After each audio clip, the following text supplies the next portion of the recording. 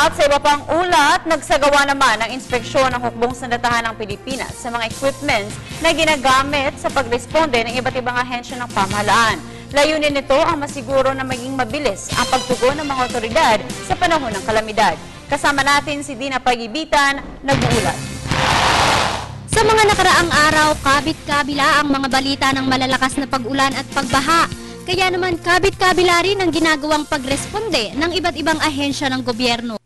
Bilang pakikiisa sa Zero Casualty Program ng ating national government, ipinamalas ng AFP Reserve Command kasama ang mga reservists at local responders ang kanilang kahandaan sakaling kailanganin ng tulong ng ating mga kababayang maaapektuhan ng mga kalamidad.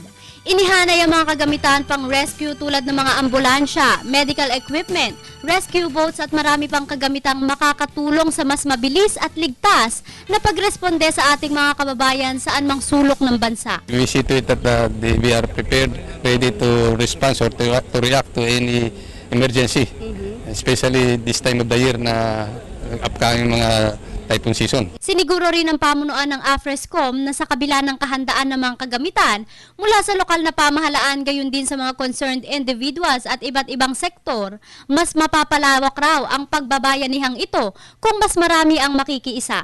Meron po tayo may mga unit po tayo na merong capability na ganyan. Hindi po natin yung pinalalakad ng wala hong mga safety equipment at the same time yung mga uniforme. Handang-handa na rin ang ating mga reservists na sumabak sa rescue operations kung kakailanganin. 6 na buwan ang itinatagal ng training nila. Mayroon tayong mga units, mga tao dito sa ating AFP Reserve Command na handang tumulong kung sakaling kakailanganin. But siyempre, ayaw natin ng pagkakataon. But siyempre, ang atin namang ginagawa ay kung di maiwasan, tayo naman ay nakahandang tumulong.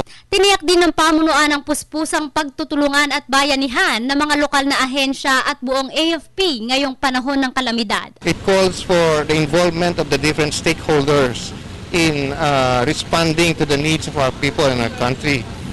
So we actually reach out sa mga ibang organizations, particularly those involved in first responders. Para sa Telebisyon ng Bayan, ako si Dina Pagibitan.